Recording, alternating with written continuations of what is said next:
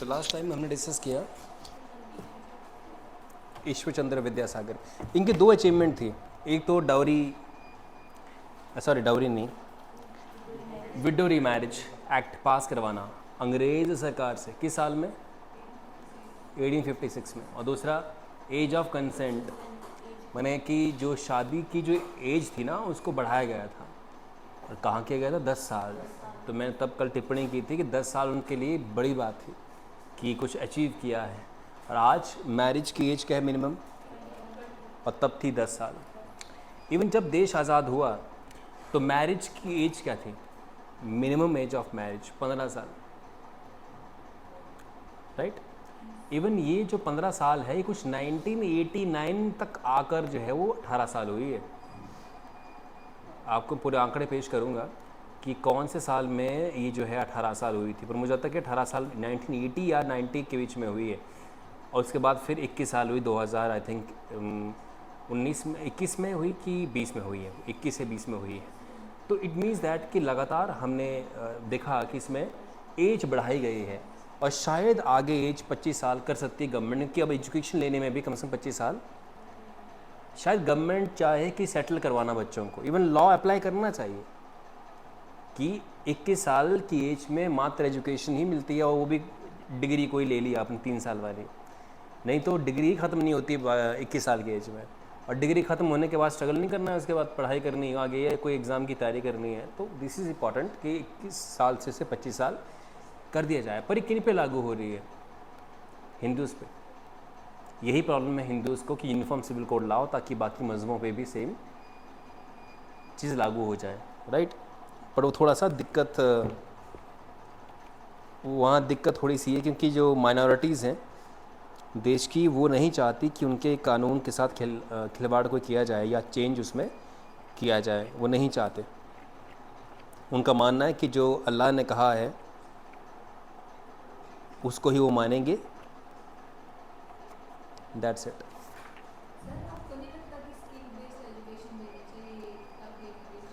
किनको, माइनॉरिटीज़ को, मुस्लिम्स को बेसिक एजुकेशन मतलब किस तरह का, स्किल बेस्ड एजुकेशन हाँ देनी चाहिए। ITIs खुली हैं उसके लिए, देनी चाहिए। बट फिर वही बात है कि स्किल बेस्ड एजुकेशन इतना आसान नहीं है, थोड़ी कॉस्टली एजुकेशन देना वो स्किल बेस्ड एजुकेशन। एक तो ये बात है। गवर्नमेंट इवन कोशिश भी कर रही है, अगर आप कंप्यूटर कोर्स करते हैं, हाँ स्कूलों में भी वोकेशनल कोर्सेज हैं, बट फिर पता बात क्या होती है, बात है क्वालिटी नहीं मिल पा रही है। इवन गवर्नमेंट ने स्किल इंडिया मिशन के तहत कंप्यूटर सेंटर्स पे भी कोशिश करी कि SC ST OBC को और गर्ल्स को सस्ता दिया जाए, और वो वहाँ पे उनको स्कॉलरशिप मिलती है। स्कॉलरशिप कई ऐसे कंप्यूटर कोर्सेज हैं जो फ्री में होते हैं, गवर्नमेंट के द्वारा करवाए जाते हैं, वो फ्री में किसी भी कंप्यूटर सेंटर पे फ्री में हो रहे हैं, तो सरकार उसके लिए पे कर रही है। बट वो वोकेशनल कोर्सेज किसी क्वालिटी के नहीं है। आप मार्केट में जाएंगे जॉब करने के लिए, आपको मालूम चलेगा कि जो सिखाई गई चीज़ें थी आपको इवन वोकेशनल कोर्सेज में भी, वो भी वहाँ उसका उस लेवल की नहीं है। चंबा में कितने ITIs हैं चलते हैं, गवर्नमेंट ITI है, उसके अलावा प्राइवेट ही कोई 8-10 ITI है चंबा में। और उनके लैब में देखना, लैब में मशीन ही काम नहीं करती है। अगर मशीन काम करती हैं तो लैब असिस्टेंट को काम करना नहीं आता है, उसमें चलाना ही नहीं आती है उसे, राइट। तो प्रॉब्लम काफ़ी ज़्यादा है। तो इसलिए सल्यूशन इसका आप जो कह रहे हैं कि स्किल बेस्ड ट्रेनिंग करवाई जाए, पर स्किल बेस्ड ट्रेनिंग कराने के लिए जो सेंटर्स स्थापित किए गए इंडिया में डिफरेंट लोगों के द्वारा, वो पैसे पे ही फोकस करते हैं, क्वालिटी वहाँ मिल नहीं रही है। तो ज़्यादातर केसेस में क्वालिटी कहाँ मिल पा रही है, जहाँ पे गवर्नमेंट ने उसको बनाया है। से जो पॉलिटेक्निक कॉलेज हैं गवर्नमेंट वाले, वहाँ पे ठीक है ट्रेनिंग, वहाँ लैब वगैरह प्रॉपर मेंटेन है।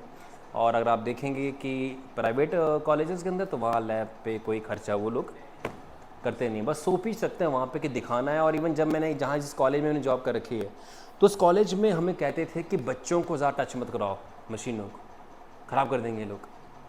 तो जिस देश में ऐसा माइंडसेट हो कि मशीनों को टच मत करने दो, ख़राब कर देंगे लोग, तो वो वहाँ क्या होगा बताइए मुझे आप। इसलिए जो है, हमने जब इंजीनियरिंग के समय पे बच्चों को करवाते थे दूर रख के बच्चों को, और ख़ुद हमने चेक करना कि देखो ऐसे ऐसे हो रहा है, ऐसे ऐसे हो रहा है, तो बच्चों को अलाउ ही नहीं था कि मशीन को वो टच करेंगे आकर, क्योंकि अगर टच किया और रिकॉर्ड हुआ कैमरा पे तो हमें जॉब से निकाल देंगे, ये रूल थे वहाँ पे। तो विच मीन्स दैट कि जब जो इस्टेब्लिशमेंट है या जो मैनेजमेंट है वही नहीं चाहती कि बच्चों को प्रॉपर ट्रेनिंग दी जाए, उनको किससे मतलब है, खाली फीस आ जाए बच्चों से, उसके बाद फिर सेमेस्टर हो जाए, पास में डिग्री मिल जाए, बस उसके बाद धक्के खाएं फिर बाद में जाके बाहर। तो ये एक समस्या बनी हुई है। तो जो आप कह रहे हैं ठीक कह रहे हैं, बट अल्टीमेटली फिर कौन करेगा ऐसा बताइए। हम सभी लोग मिडिल क्लास फैमिली से आते हैं, हम क्या कर लेंगे? जो रिच एंड पावरफुल है वही कॉलेज ओपन कर सकते हैं या कोई बड़ा इंस्टीट्यूट ओपन कर सकते हैं, और वो इसमें जैसे टाटा है या बिरला है, इन्होंने काफ़ी सेंटर ओपन किए हैं गुजरात में, मुंबई में, काफ़ी फर्स्ट क्लास हैं वो। और इसके अलावा गवर्नमेंट है, फिर गवर्नमेंट कर सकती है ऐसा काम।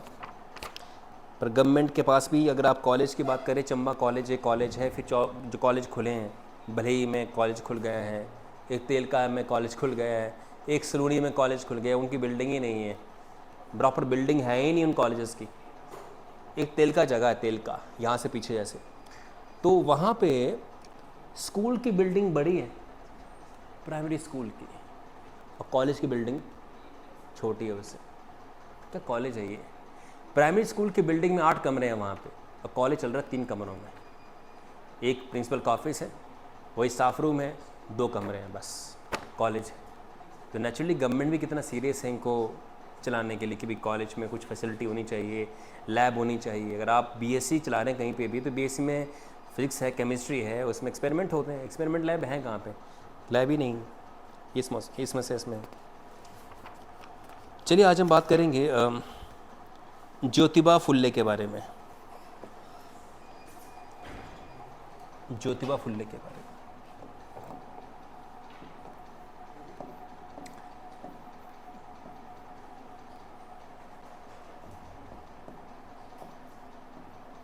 ज्योतिबा फुल्ले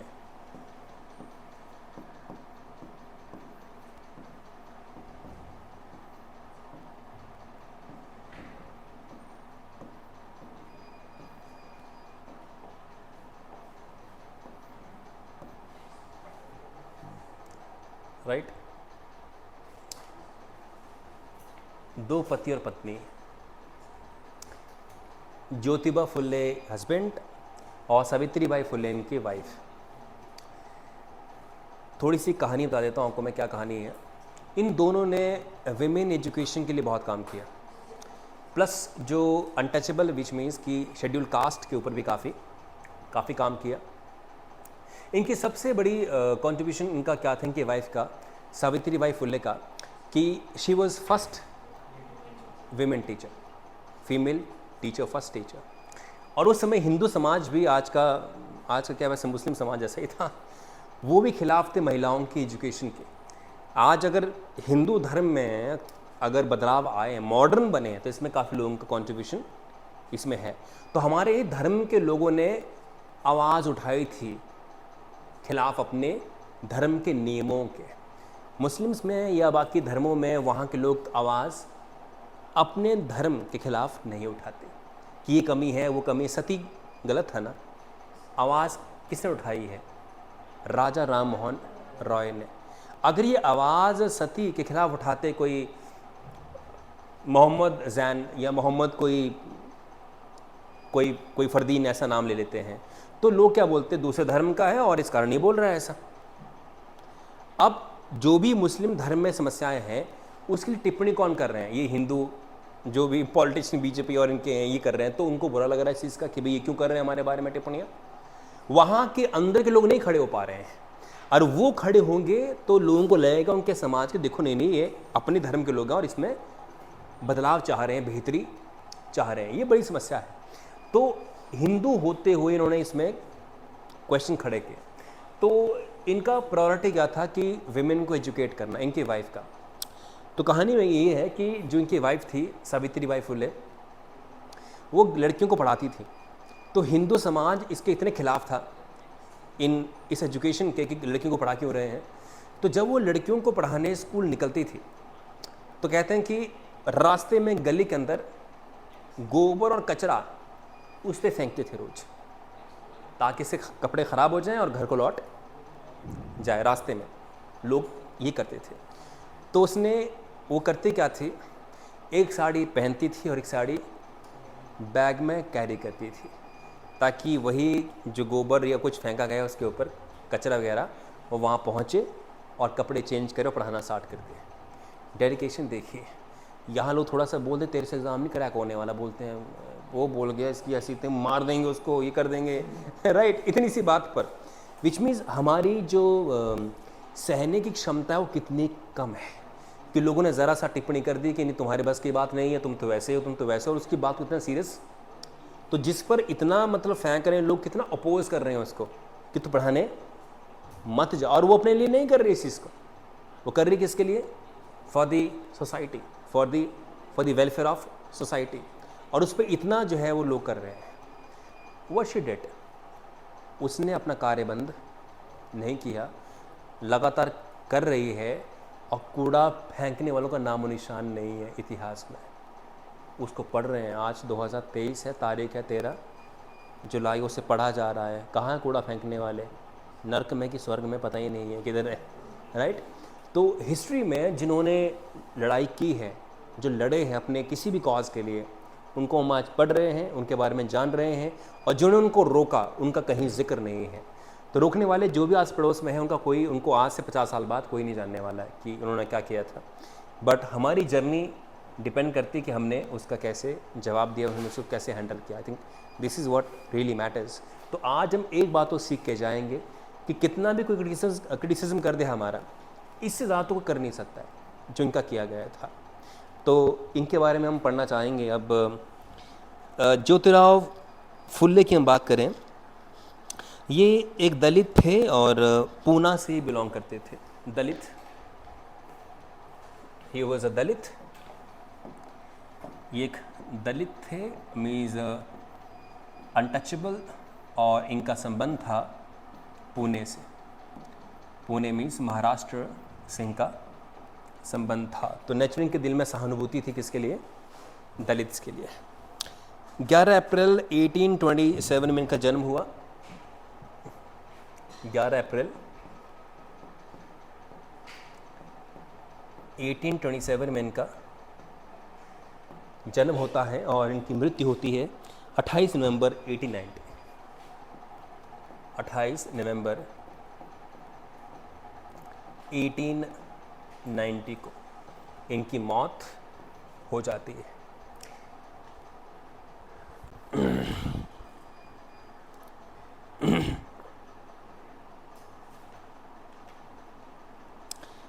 और ये कमिश्नर रह चुके हैं पूना म्युनिसिपल कमेटी के 1876 में। ये कमिश्नर थे।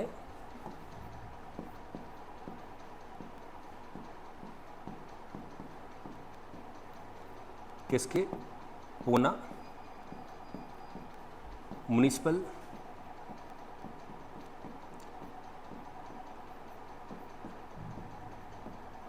कमेटी के रह चुके थे, और 1870 में ये रहे उसके कमिश्नर। ये शो करता है कि लड़ाई वही कर सकता है जो पावरफुल हो, है ना।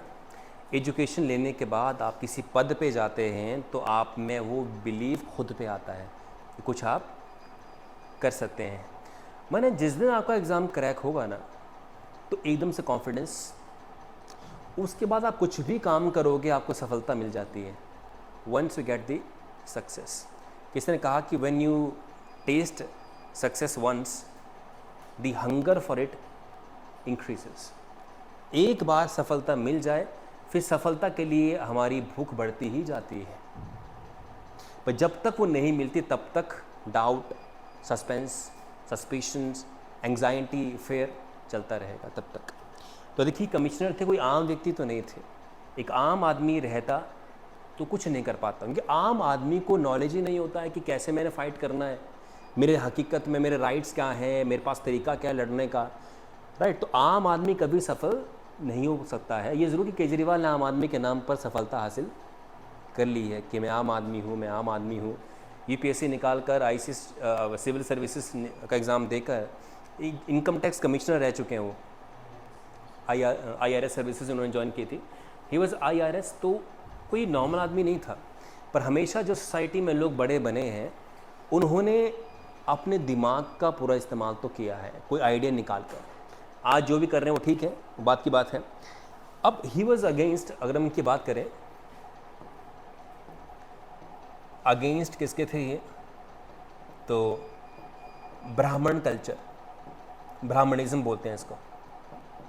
अब कई जो ब्राह्मण हैं वो सोचते हैं कि हमारे खिलाफ ही क्यों है भाई, इतना ज़्यादा क्यों बोलते हैं, तो कोई इनके खिलाफ नहीं है। ये फ़िलासफ़ी जो ब्राह्मणिज्म की है, सप्रेस करने वाली फ़िलासफ़ी है, सप्रेस करने वाली। इन्होंने लगातार सप्रेशन किया है लोगों का, डिक्टेट कर कर, धार्मिक ग्रंथों को डिक्टेट कर कर, डिक्टेट मीन्स उनको अपने तरीके से इंट्रोड्यूस कर कर कि ये बोलता है, वो धर्म, इसमें ये बात कही गई है। इवन आप को याद होगा कि ब्राह्मणिज्म की थ्योरी में ये तक है कि बेटे की प्राप्ति के लिए कोई फलना मंत्र का जाप करो या कोई पूजा पाठ करो। Is it true not? पुत्र की प्राप्ति के लिए एक पूजा पाठ का प्रावधान था, पूजा पाठ है कि नहीं है? तो जिस धर्म में बेटे को पाने के लिए पूजा पाठ का प्रोविज़न है, वहीं से स्टार्ट हो रही क्या, डिस्क्रिमिनेशन। तो ये कुछ था नहीं धर्मों में हमारे, मगर ये ब्राह्मण ने अपने बेनिफिट के लिए कि लक्ष्मी चाहिए, संपत्ति चाहिए तो पूजा पाठ कराओ, बेटा चाहिए तो पूजा पाठ कराओ, कुछ भी लाइफ में चाहिए पूजा पाठ कराओ। इससे ब्राह्मण को इनकम आती थी, तो उनका अपना भी क्या तरह सा व्यापार या कह लीजिए कि अपना इनकम सोर्स उनके पास था। जिस कारण से भी जो ज्योतिबा फुले हैं उन्होंने भी काफ़ी अपोज करा कि ब्राह्मणिज्म की फ़िलासफ़ी कैसी है, ऑपरेशन की, ये दलितों को ऑपरेस करते हैं, इनकी ऑपरेशन की फ़िलासफ़ी है, और ये दलितों को, दलित मीन्स जो शेड्यूल कास्ट है, उनको दबाने का प्रयास करते हैं, उनको दबाते हैं, राइट। आपने एक मूवी देखी है, that is this is Bajirao, sorry Singham नहीं, दैट इज़ वाजीराव की, नहीं मेरे ख्याल से दिस मस्तानी, वाजीराव मस्तानी। तो ये जो मराठा सेना थी, ये थी राजपूत और ब्राह्मणों की सेना, राजपूत एंड ब्राह्मण जो ये लोग थे, और इनका मुकाबला था अंग्रेज़ों से। बाहर से आए थे वो लोग। अंग्रेज़ों की सेना में अंग्रेज़ थे या इंडियन होते थे? तो उत्तर है ज़्यादातर इंडियन होते थे। बस अफसर लोग अंग्रेज़, नीचे सारे जो लड़ना है ग्राउंड ज़ीरो पे जाकर सारे इंडियन थे। तो अंग्रेज़ों की सेना में ज़्यादातर लोग भर्ती कौन थे? Schedule caste. क्योंकि हमारे ब्राह्मणिज्म में कहा गया है कि क्षत्रिय ही लड़ेगा, उसको ऊपर वाले ने बनाया यही है कि तूने लड़ना है, तेरा जन्म इसी के लिए हुआ है, to fight for the cause, right.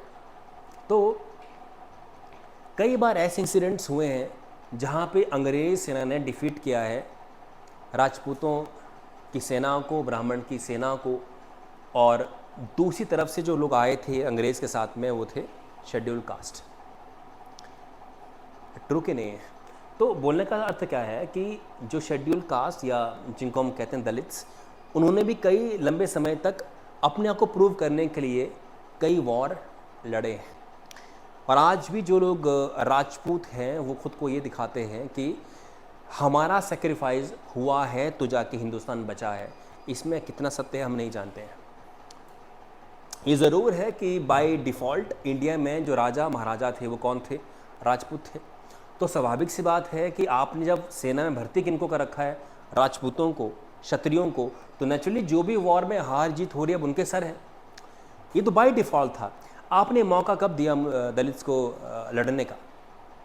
और जिस पर्सन को भी आप दूर रखते हैं लड़ाई से, उसे मौका दे दिया जाए तो वो काफ़ी ख़तरनाक साबित जो है वो हो सकता है।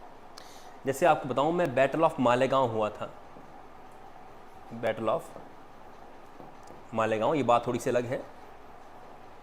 मालेगांव महाराष्ट्र में एक युद्ध हुआ और इसमें मराठा सेना, वाजीराव मराठी सेना, और मराठी सेना और साथ में उस तरफ से अंग्रेज़ सेना। और अंग्रेज़ सेना में कौन भर्ती थे? सारे शेड्यूल कास्ट। अंग्रेज़ों ने मोटिवेट किया कि अपने दमखम को प्रूव करने का मौका तुम्हारे पास यही है, बता दो क्षत्रियों को और ब्राह्मणों को कि तुम्हारी भुजाओं में भी दम है। मोटिवेट कर दिया। जो लोग चमड़े से जूते बना रहे हैं, जो लोग बर्तन बना रहे हैं, उनके हाथ में तलवार और बंदूक डाल दी। मालेगांव के युद्ध में अंग्रेज़ जीत गए थे और मराठा हार गए थे, और अंग्रेज़ों की सेना में मैंने पहले बोल दी कौन थे, शेड्यूल कास्ट के लोग थे। और इसकी सेलिब्रेशन वो हर साल करते हैं, चढ़ाते हैं, महाराष्ट्र में लोगों को चढ़ाते हैं।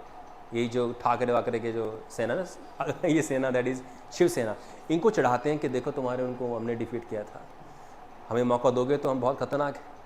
तो आज भी जो है आप देखेंगे कि कास्ट के बेसिस पर मौके मिल रहे हैं उनको, ऐसी बात नहीं है, पर लंबे समय तक नहीं मौके मिले थे। इसलिए Jyotiba Phule was against the brahminism culture, जहाँ पे वो डिक्टेट कर रहे थे कि हम खाली पढ़ेंगे लिखेंगे और क्षत्रिय जो है सिर्फ वही युद्ध लड़ेगा, सेना में जाएगा, बाकी जो कास्ट से नीचे के से वैश्य और शूद्र है ये इसमें नहीं आएंगे। तो ये जो ऑर्डर बना दिया था, उस ऑर्डर की वजह से ऑपरेशन किसका हो रहा था, दलितों का। उन्हें काम करना है और बिल्कुल नीचे वाले काम कर रहे हैं, और इनका देखा जाए तो बहुत ही इनका काम जो है वो कैसे रिलैक्सिंग जॉब है इनकी, रिलैक्स करना, मंत्रोच्चारण करना, पैर छूके जा रहे हैं लोग, इज्जत कर रहे हैं उनकी, उनको देवता मान रहे हैं। तो ब्राह्मण को देवता माना जा रहा है और दलितों को जो है एक तरह से इंसान भी नहीं माना जा रहा है कि वो इंसान है कि नहीं है, राइट। मतलब कई एक गाँव आज भी ऐसे हैं जहाँ से दलितों को जाना पड़े, जूते उतार के निकलना पड़ता है वहाँ से। मुझे आज भी याद है जब when I was in 5th class, तो मेरे गांव में एक अंकल थे, तो हमारे गांव में एक दलित आई थिंक आया था किसी काम के लिए, मुझे नहीं मालूम है। तो उन्होंने इस बात पे उसको डांट दिया कि तो जूते पहन के क्यों आ गया। अब ज़रा सोच देखिए। और इवन जब मैं 10वीं क्लास में था तो हमारे स्कूल को इनवाइट किया गया था, हमारे गांव में शादी थी तो धाम वगैरह के लिए इनवाइट किया, तो सारे बच्चे स्कूल के आ गए।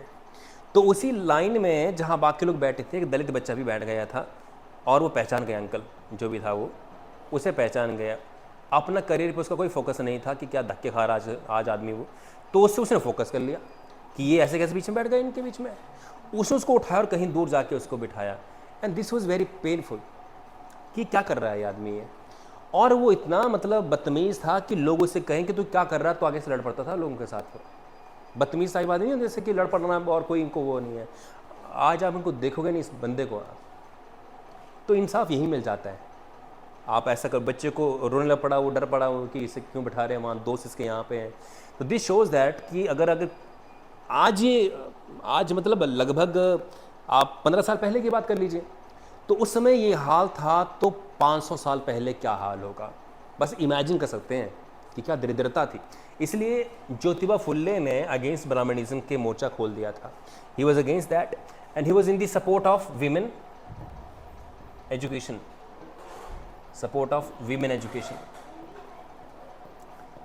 वीमेन एजुकेशन के ये पक्ष में थे। हम इसकी बात भी करेंगे।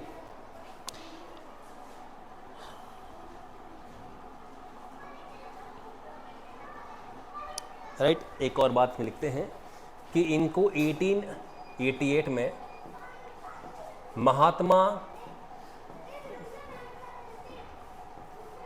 का टाइटल मीन्स उपाधि, इनको महात्मा की उपाधि दी गई थी। तो महात्मा गांधी से पहले कोई महात्मा था, नाम उसका ज्योतिबा फुले। एक बार एग्जाम में आपकी क्वेश्चन आया था कि महात्मा गांधी के अलावा किस व्यक्ति को महात्मा की उपाधि दी गई है, ज्योतिबा फुले। EHS में किसी साल में आया हुआ था क्वेश्चन। तो वही बात इम्पॉर्टेंट है। और अब हम बात करें कुछ फैक्चुअल बेसिस की।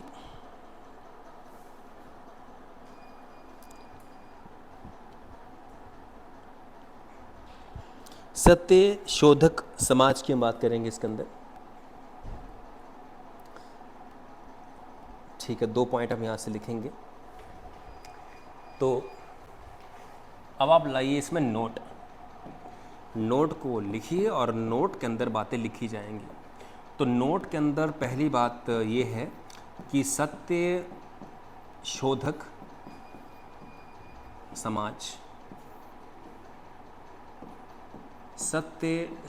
समाज की स्थापना किसने की थी? ज्योतिबा फुले ने। सत्य शोधक मीन्स ट्रूथ सीकिंग सोसाइटी, है ना। ट्रूथ सीकिंग माने जो सत्य की खोज में रहते हैं। इसका पर्पस क्या था? सत्य शोधक समाज का पर्पस क्या था? वही कि दलितों को न्याय दिलवाना, दलितों को न्याय दिलवाना means justice to Dalits, justice to Dalits. दूसरी बात की हम बात करें तो जस्टिस टू या न्याय दिलवाना टू विडोज़, जो मतलब दैट इज़ विधवा हैं, उनको न्याय दिलवाना। आप को अगर जानकारी इस बात की है तो आपको मैं थोड़ा सा हिंट देता हूँ। जैसे कि उस समय पे जो विडोज़ थी ना, उनकी एक्सेप्टेबिलिटी काफ़ी कम थी, आज भी है वैसे तो, एक्सेप्टेबिलिटी काफ़ी उनकी कम होती थी।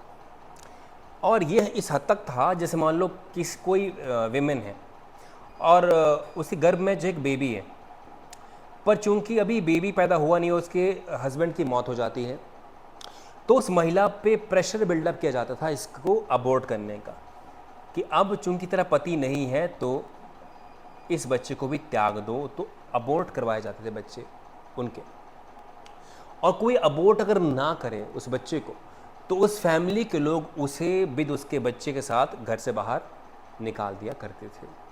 तो जो हाल दलितों का था वही हाल कुछ हद तक विमेन का भी उस समय पे था। इसलिए इन्होंने क्या न्याय दिलवाया कि इन्होंने एक सेंटर खोला अपने यहाँ पे कि जो भी विडोज़ हैं और उनका बेबी होने वाला और उनको घर से निकाल दिया गया है, वो उनके यहाँ रह सकते हैं, बेबी पैदा होगा वहाँ पे और पूरी रख रखाव सारी सेवाएं वो उनको देंगे वहाँ पे। तो इस तरह का इसका काम कर रहे थे ये लोग।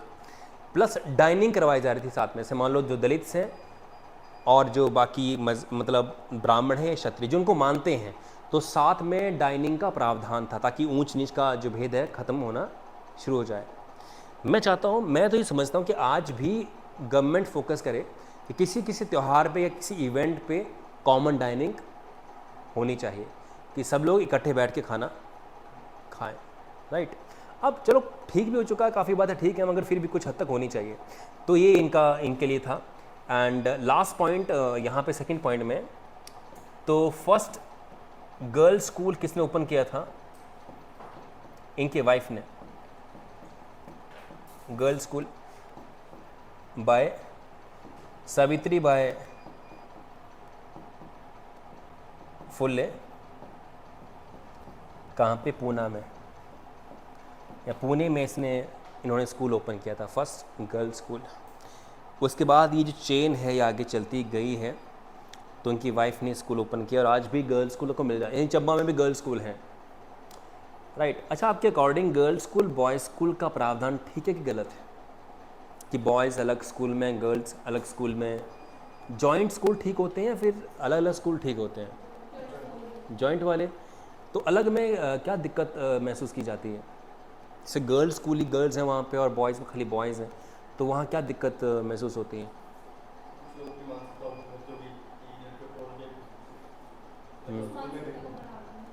हाँ, उसको बढ़ावा मिलता है मानसिकता को। हाँ जी, बोलिए, आप कंप्लीट करिए।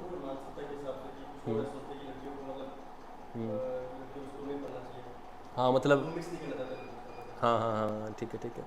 उनको लगता है कि भाई सेफ़ हैं या ये हैं और डिस्ट्रैक्शन नहीं होगी, ऐसे ऐसे भी कुछ चीज़ें उसमें आती हैं।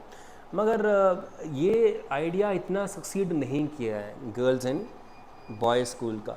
जो चले हैं तो चल रहे हैं, बाकी जितने भी स्कूल्स हैं मेरे ख्याल से चंबा में कहीं ऐसा प्रावधान नहीं, सिर्फ इसको छोड़कर। तो बाकी जो भी अच्छे स्कूल्स हैं, अच्छे स्कूल्स नहीं भी हैं, सब में कॉमन सिटिंग होती है। इससे क्या होता है कि they are capable to know each other properly. और देखिए, एजुकेशन के अंदर सबसे इम्पॉर्टेंट ये भी है कि अंडरस्टैंड करना, लोगों को अंडरस्टैंड करना तो लोगों के अंदर कौन कौन आते हैं, मेन एंड वीमेन ऑल्सो, और दोनों की अंडरस्टैंडिंग प्रॉपर होगी तो जाके ही। और प्लस कंपटीशन की बात भी कहाँ से आ सकती है, when both are studying together, मन गर्ल्स भी और बॉयज़ भी हैं, तो कंपटीशन भी प्रॉपर बन सकता है वहाँ पे कि कुछ स्किल्स मेन के पास ज़्यादा, कुछ स्किल्स गर्ल्स के पास ज़्यादा होते हैं। तो पहले से थोड़ा सा माहौल एक तरह से रहता है कि नहीं हमें म्यूचुअली रहना है, एक दूसरे की रिस्पेक्ट करनी है। बॉयज़ स्कूल से निकला बच्चा मतलब लफंगा होता है ज़्यादातर केसेस में, ये ट्रू के नहीं है, उसका एटीट्यूड बहुत ख़राब सा होता है। बॉयज़ स्कूल से निकला बच्चा और मैकेनिकल इंजीनियरिंग किया हुआ छात्र, इन दोनों का सेम ही होता है एटीट्यूड, वो परवाह नहीं करते, उनको विमेन की इज़्ज़त करने आती ही नहीं है। सबके लिए नहीं कह रहा हूँ मैं, पर कुछ कुछ केसेस में ये पाया कि उनको पता ही नहीं कि बात कैसे करनी है या प्रॉपर बात होती कैसे है, ज़्यादातर केसेस में से ऑब्जर्व किया गया हुआ है। हमारे इंजीनियरिंग कॉलेजेस के अंदर ना ये होते थे मैकेनिकल वाले, इतने बेफालतू बातें करते थे, बेफालतू बातें, वैसे इन्हें वैसे फ्रस्ट्रेशन से भरे होते हैं। जैसे मान लो छुट्टी हो रही है और कॉलेज से हो रही है, तो बस मैकेनिकल्स वाले खड़े होते हैं बाहर और कमेंट पे कमेंट और लफंडर जैसे बाहर नहीं घूमते ऐसे बिना मतलब के। सबसे सिंसियर बच्चे कंप्यूटर साइंस के अच्छी कंप्यूटर साइंस इंजीनियरिंग में 80% होती हैं गर्ल्स और 20% क्या होते हैं, और मैकेनिकल में 100% बॉयज़, कोई गल नहीं। तो 20% जो मैंने कहा कि कंप्यूटर में जो बॉयज़ हैं वो गर्ल्स ही बन चुके होते हैं, उनमें मेनली बात रहती नहीं, मैं खुद सीरियसली कहूँ हम उनका मजाक उड़ाते थे एक तरह से, क्योंकि होता क्या था कि वो लोग इतने गर्लिश हो जाते थे एक तरह से कि उनमें वो बात बचती नहीं थी। जैसे क्या कहूँ आपको मैं, ऐसे मैकेनिकल का जो लड़का है ना वो रॉयल दिखता है, ऐसा लाइक रॉयल इनफील्ड वैसे दिखता है, राइट। और जो लोग बहुत मिक्सअप हो जाते हैं कि हर टाइम घूम रहे हैं girls are surrounding these group of people, तो उससे क्या होता है कि उनकी जो उनकी सोच और थिंकिंग वैसी वैसी हो जाती है। तो आप कभी कॉमेडी वीडियोस देखोगे जो कमेंट करते हैं इनके ऊपर, तो ज़्यादातर उसमें आप पाएंगे कि जो कंप्यूटर साइंस के जो लोग होते हैं उनमें विमेनिश नेचर आ जाती है थोड़ी थोड़ी, और मैकेनिकल वाले बिल्कुल रूड वाहियात बदतमीज़ हो जाते हैं। बैलेंस इलेक्ट्रॉनिक्स में होता है वहाँ पे थोड़े बॉयज़ और थोड़े गर्ल्स होते हैं। चलिए खैर क्या बात करें इस बारे में, कल यहाँ से आगे